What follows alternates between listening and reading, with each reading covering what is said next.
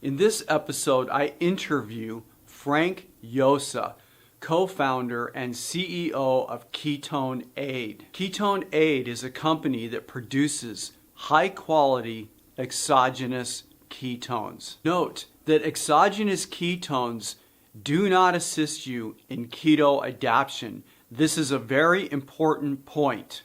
However, today we will explore whether or not exogenous ketones have the potential to quell the urges to drink alcohol. And we start right now. This video appears in two parts. In the first part, we will hear from Frank about exogenous ketones. And in the second part, you will get my breakdown from the experience that I've had actually using these products and what I think best practices are for the use of exogenous ketones. From an umbrella standpoint, we're not really allowed to talk about disease states with the keto, with our product and what our product may or may not do for disease states.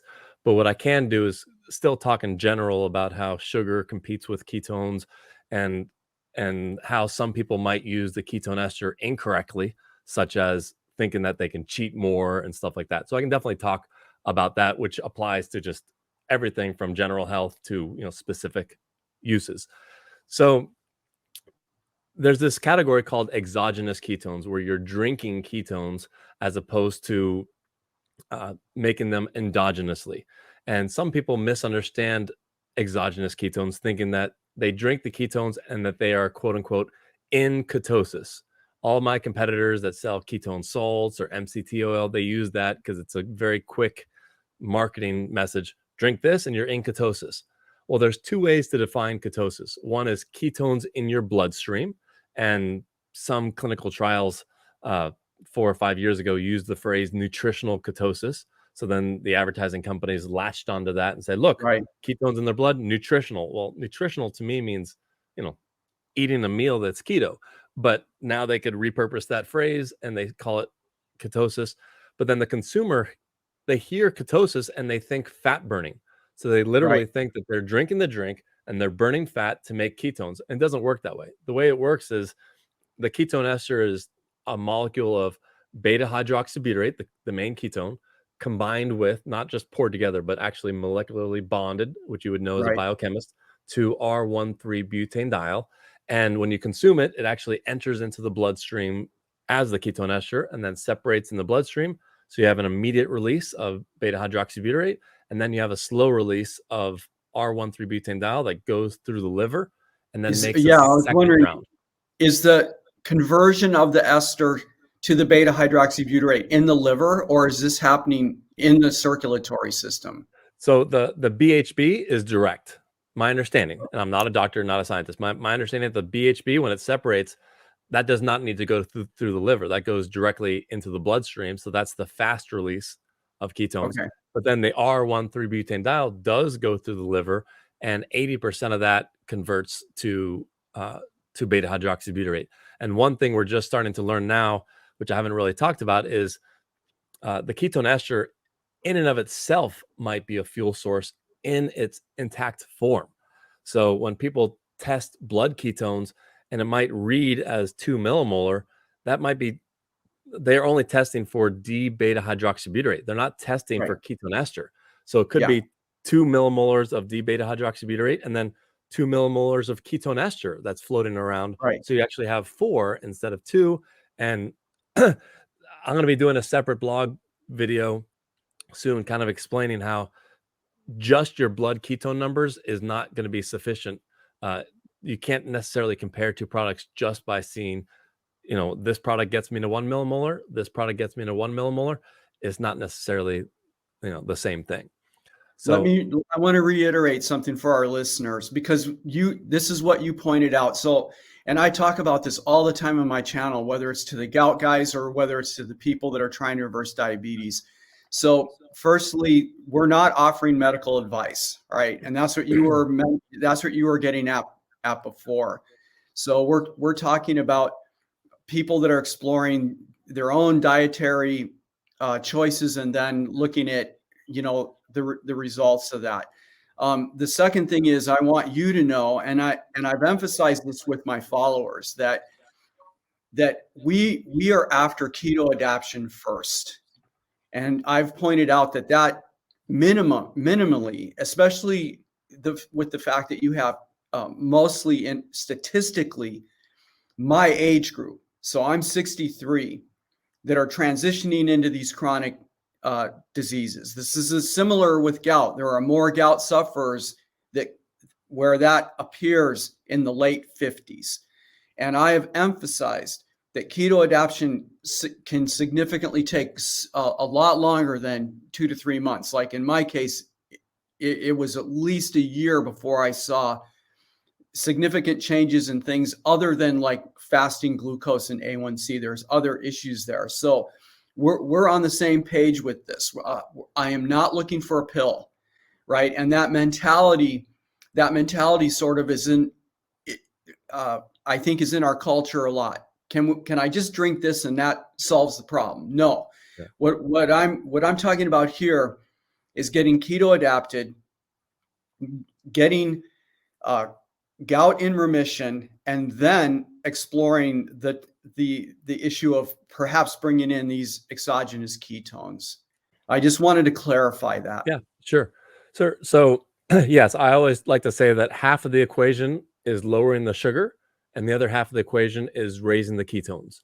And if I had to pick one of the two, it'd be lowering the sugar. And when I say Right. sugar, I actually mean carbs, because people that are not in the keto world, they don't think of rice and bread as sugar, even though people in Exactly. the keto world do. And I have my 5 deadly sins is what I call them. Number one of things to try to avoid. If you're just going to do these, this will make the biggest leap forward. Number one is fruit. Number two, rice. Number three, bread. Number four, pasta. And number five, fruit.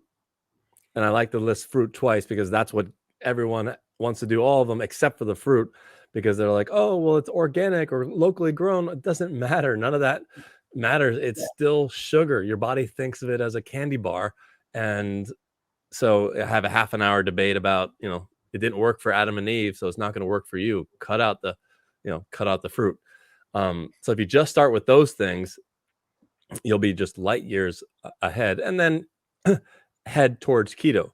Now, we have found that some people are able to do so I was saying that lowering the sugar, specifically lowering the uh, uh, blood sugar spikes in particular, so low glycemic foods. So you're actually trying to limit your blood sugar spikes, and you can do that with a continuous glucose monitor, which is an amazing thing to do. I tell people sometimes buy that before buying my stuff, and you'll see whether that low carb tortilla is really low carb, and you see that blood sugar spike, Exactly. and that's what you really want to avoid, the blood sugar spike.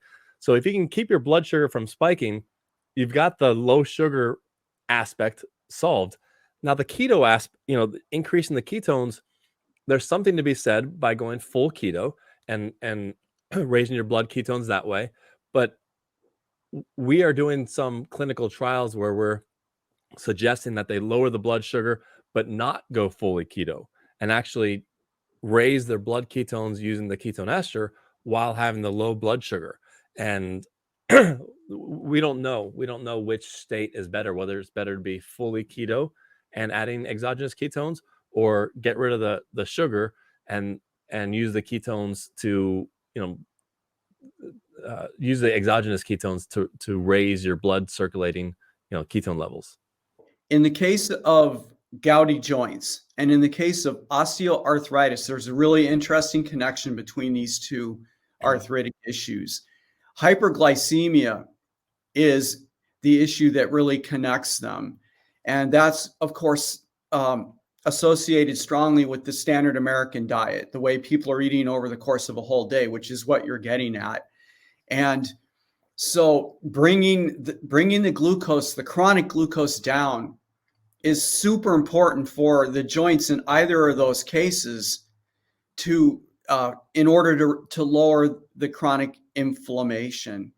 Yep. And so what I've been thinking about is that bringing in exogenous ketones, once you've brought the sugar down in line with what you're talking about, then I think there could be an advantage to bringing exogenous ketones in, especially for the people.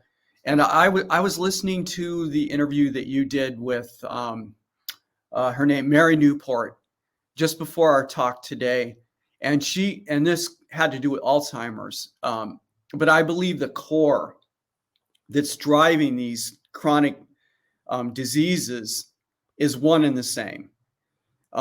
So even though gout and osteoarthritis are different conditions, I think what's driving those is the same central issue around the sugar consumption, the fructose, and also alcohol.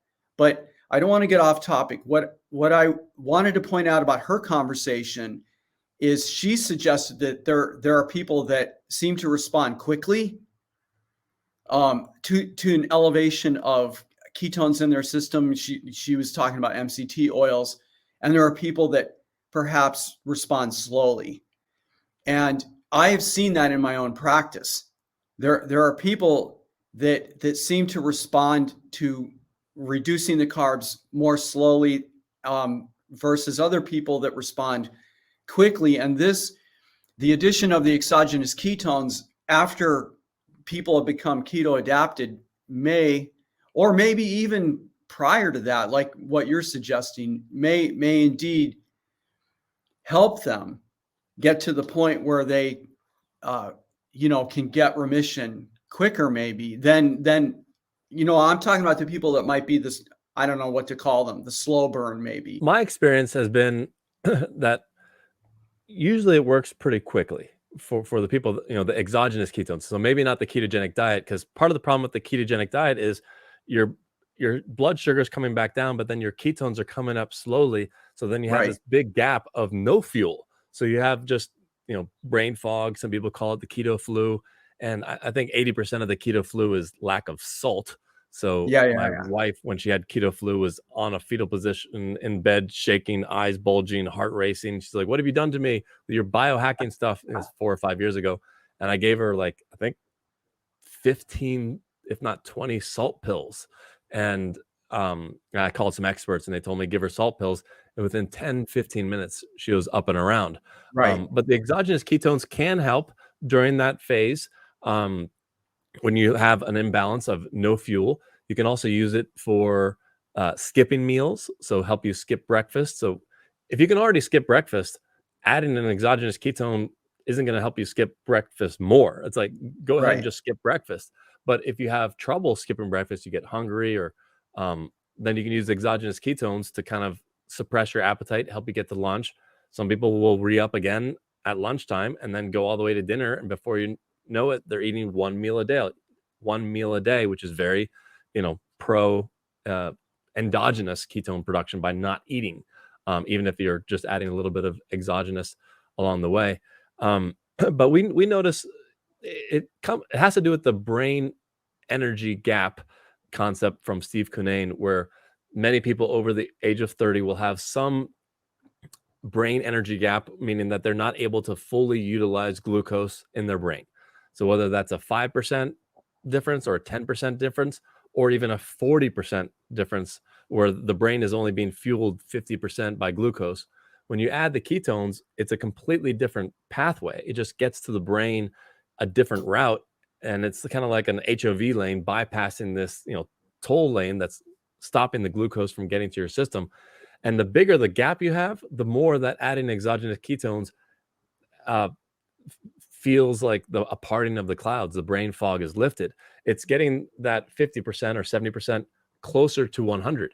Now, if your brain is already 100% fueled by glucose and you don't have a glucose utilization problem, you actually might not feel much difference with ketone ester. It's not a stimulant. It's not like caffeine that overclocks you, takes you to 110, 20, unless you take a whole bunch of it. For the most part, it just, takes you from that, 98 to 100%. You might not notice it as much.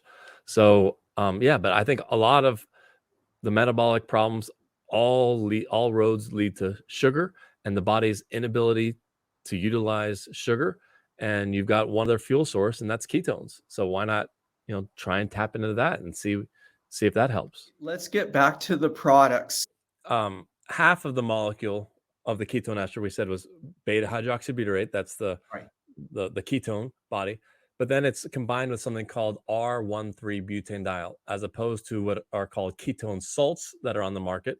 People think that they're cheaper, but they're just less effective, and the cost per gram actually is about the same as the ketone ester.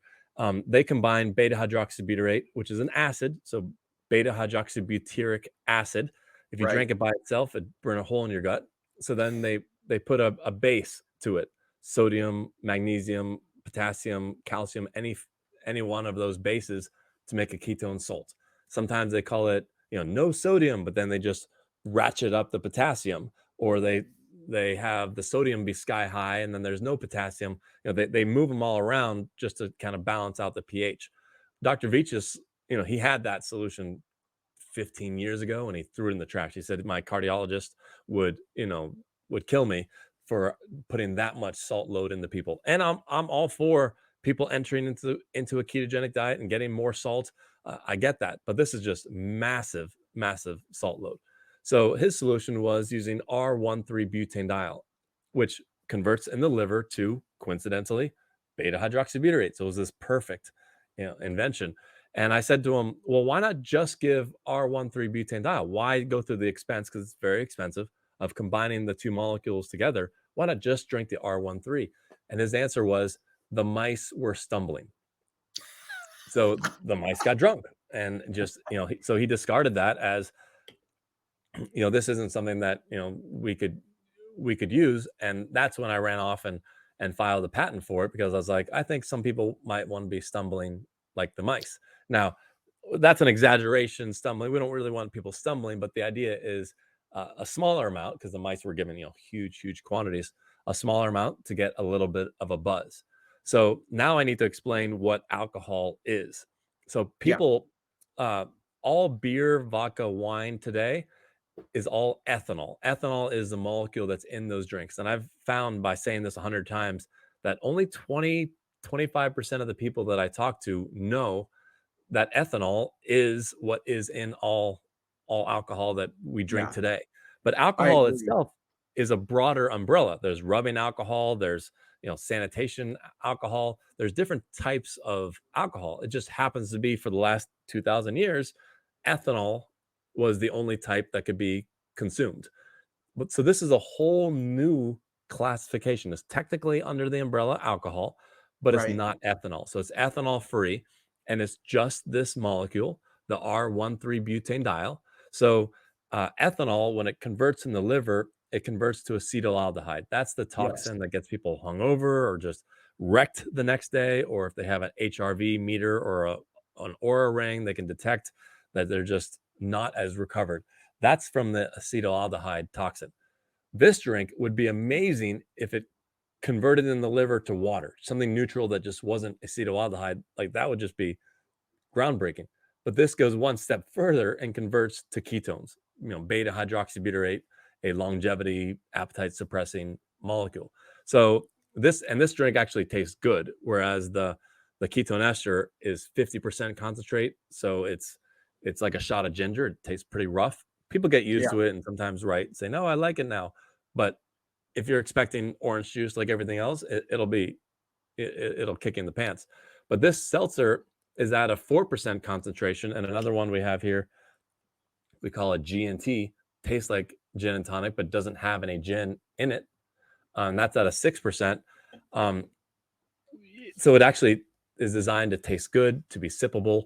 And if you're not drinking alcohol currently, there's no reason to start. Like, it'd be better to have the other drinks, the KE4, or we also have a drink that's called KE1 that tastes a lot better. It's got six times more water, and it's just easier to take than the KE4.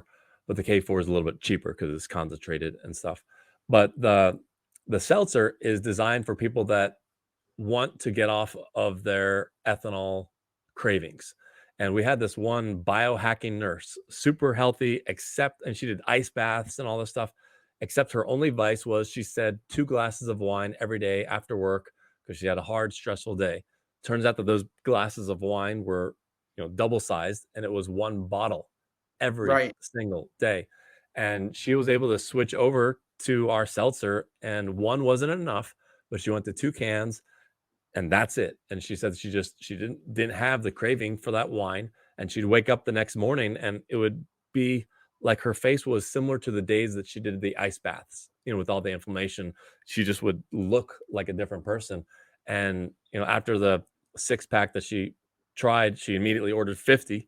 And I checked with her 30 days later, and she still had not drank any wine in 30 days, just drinking 2 of these every day. I then connected with her 2 months later, and she said, "Frank, I even stopped drinking your seltzer." And I was like, "Perfect, great, like, sure." So it transitioned you off of the ethanol. That's the biggest leap. And then she just didn't have the desire to keep on going. And ethanol is kind of like a bag of chips. You take one chip and you Yeah. just want another and another and another. But this is the opposite of that. Ketones are an appetite suppressant. So we even tell people sometimes maybe have a drink or two after work and then skip dinner. It's called reverse intermittent fasting. Skip dinner, go all the way to breakfast. And the idea with this drink is you drink one, maybe you have a second one, but it's just you don't have that visceral craving and urge for another and another. And people think that cravings are for the buzz, but I don't believe that. I think the craving is for the ethanol addiction, where your body is just craving that molecule more so than the buzz, which is the byproduct of it. So if you can knock down that craving, replace a little bit of fire with fire, and a fire that's easier to get off of, you can help you transition off of it completely. And we've even had people who we're recovering alcoholics that have a 12 pack, and I say, "How frequently do you drink it?" They said, maybe once a week I'll have half of a can, and then a week later I might have a full can, and then and the rest of it just stays in the fridge. Just It's just a completely different molecule. And even people that say, "I don't drink,"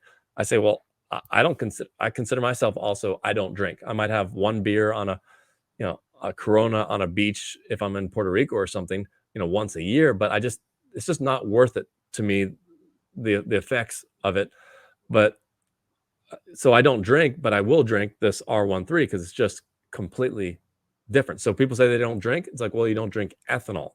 And once you fully understand this drink, then you can decide whether it's for you or not. Like, if you don't like taste of alcohol, great. Then then fine. Or for religious purposes that you're not supposed to drink any alcohol, then great.